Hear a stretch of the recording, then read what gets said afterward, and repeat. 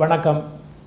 பொதுவாக நம்ம தமிழ் படங்களில் ஏன் உலகத்தில் இருக்கிற பல படங்கள்லேயே டாக்டர் அப்படின்ன உடனே என்ன மாதிரி ஒரு கெட்டப்பில் நமக்கு டாக்டரை வந்து காட்டுவாங்க, பிக்சரைஸ் பண்ணி காட்டுவாங்க. ஒரு வெள்ளை கோட்டு அரைக்கோட்டு அது போடுறாங்களோ இல்லையோ, ஒரு ஸ்டெத்தஸ்கோப்பை சிவபெருமான் கழுத்தில் நாகப்பாம்பு போட்ட மாதிரி கண்டிப்பாக அந்த ஸ்டெத்தஸ்கோப் அப்படி போட்டிருக்கணும். அப்புறம் அந்த கையை கட்டி டாக்டர் வந்து போஸ்ட் கொடுக்கணும். ஒரு டாக்டர் வரும்போதே நர்ஸ் வந்து பின்னாடி அப்படி பயபக்தியோடு அப்படியே வரணும். இதெல்லாம் டாக்டர் அப்படிங்கிறதுக்கு நம்ம தமிழ் படங்கள் வைத்திருக்கிற ஒரு அபிப்பிராயம். அந்த தோற்றத்தை தான் கொடுப்பாங்க. ஆஸ்பத்திரி அப்படின்ன உடனே ட்ரீட்மெண்ட் நடக்கிற ஆஸ்பத்திரி அப்படின்னா உள்ளே நுழையும் போதே ஒரு பழைய அந்த டெட்டால் ஃபினாயில் வாசனையோடு இருக்கணும். அதை விட ரொம்ப முக்கியம், ஆஸ்பத்திரியில் என்ன இருக்கோ இல்லையோ ஃபார்மசி இருக்கணும். இதுதான் நம்ம வச்சுருக்கிறோம். ஒரு டாக்டர்னால் இதான் கெட்டப்பு, ஒரு ஹாஸ்பிட்டல்னால் இதான் கெட்டப்பு அப்படின்ற மாதிரி ஒரு முடிவு வச்சுருக்குறோம். இதெல்லாம் இல்லாமல் ஒரு டாக்டர் இருக்க முடியுமா? இருக்கலாம் சார். அப்போ அவர் வந்து நம்முடைய ஆயுர்வேதா சித்தா மருத்துவரார்.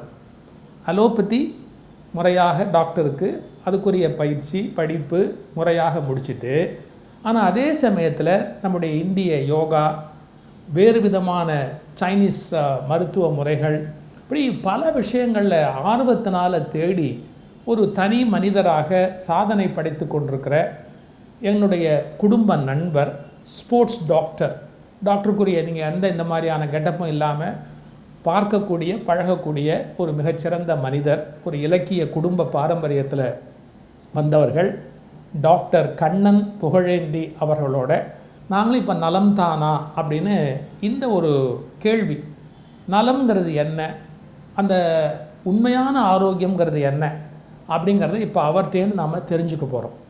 ஏஷியா முழுவதும் புகழ்பெற்ற ஒரு மிகச்சிறந்த மருத்துவர். அவர்களை நாம் அவர்கிட்டேருந்து சில அறிவுரைகளை, வாழ்க்கைக்கு தேவையான தகவல்களை இப்போ நாம் பெற்றுக்கலாம்னு நினைக்கிறேன். நான் மதிக்கிற ஒரு மிகச்சிறந்த நண்பர், அவரை உங்களுக்கு இப்போ அறிமுகப்படுத்துவதில் நான் மிகுந்த மகிழ்ச்சி அடைகிறேன். டாக்டர் கண்ணன் புகழேந்தி அவர்கள். வணக்கம் டாக்டர். வணக்கம் சார். இதை நீங்கள் பிடிச்சிருக்கீங்க இல்லையா? ஆமாம். இதை நீங்கள் ஓப்பன் பண்ணுங்க, சரியா?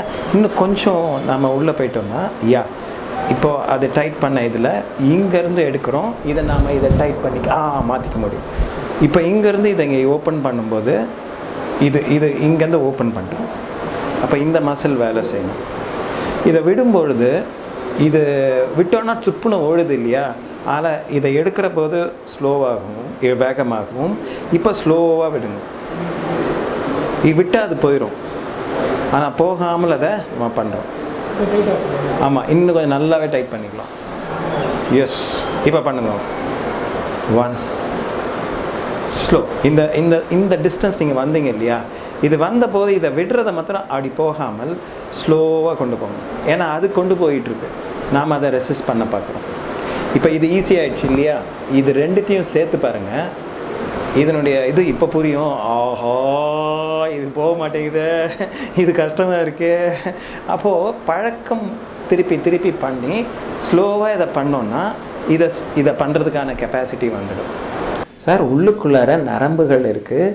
அந்த நரம்புகளை நாம் அப்படியே லூஸாக விட்ட ஒரு வயிறு பகுதியை நீங்களாக இழுத்து அதை அமுக்கம் படும்போது காற்றும் அந்த நீரும் சேர்ந்து அந்த நரம்புகளை தூண்டும் பொழுது ஆட்டோமேட்டிக்காக பிரெயினுக்கு அது ஸ்டிமுலண்ட்டாக இருக்குது. ப்ளஸ் நம்ம பிரெயினை விட நம்மளுடைய வயிறு பகுதியில் இருக்கிற நரம்புகளினுடைய நம்பர் அதிகம். நியூரான்ஸ்னு சொல்லுவோம், நர்வ் செல்ஸ்ன்னு சொல்லுவோம். பிரெயினை விட ஸ்டமக்கில் இருக்கிற நியூரான்ஸ் அதிகம். ஸ்டமக்குனா இன்டெஸ்டைன் எல்லாத்தையும் சேர்த்து சொல்கிறேன், கேஸ்ட்ரோ இன்டெஸ்டைனல் ஏரியா. ஆனால் இந்த கட் ஃபீலிங்னு சொல்லுவோம். எனக்கு இங்கே தோணுது சார், இது நடக்க போகுது. அப்போது இன்ட்யூஷன்னு சொல்கிறது இன்டலெக்சுவலுக்கும் இன்ட்யூஷன் இங்கேருந்து தான் சொல்கிறோம். அப்போ மணிபூரக சக்கரம்னு சொல்கிற பகுதியிலேருந்தும் நம்மளுடைய நம்மளுடைய அனகத சக்கரம், இந்த எல்லா ஏரியாக்குள்ளே தான் நாம் ஒரு இன்ட்யூட்டிவ் காம்பனண்ட்டை யூஸ் பண்ணுறோம். அன்ஃபார்ச்சுனேட்டாக இன்டலெக்சுவலுங்கிறத நாம் நிறையா பயன்படுத்துறதுனால இன்ட்யூட்டிவ் காம்பனண்ட்டை விட்டுடுறோம். இது ரொம்ப அழகாக இருக்குது. அதாவது இன்டெலிஜென்ஸுக்கு ரொம்ப அதிக முக்கியத்துவம் கொடுத்து யோசிக்கிறோம். அது இந்த 2 சக்கரால் கண்ட்ரோல் ஆகிடுது. ஆனால் இது இன்ட்யூஷனுக்கு நாபியும் அநாகதமும் தான். இதுக்கு எனக்கு ஒரு மார்ஷல் ஆர்ட் சொல்லி கொடுத்த ஒருத்தர் என்ன சொன்னார்னா,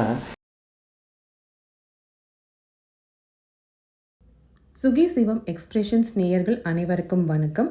ஒளி பரவட்டும் டிசம்பர் மாத மேகசினோட லிங்க்கை இந்த வீடியோவோட டிஸ்கிரிப்ஷன் பாக்ஸில் கொடுத்துருக்கோம். அதை கிளிக் பண்ணி உங்களால் படிக்க முடியும்.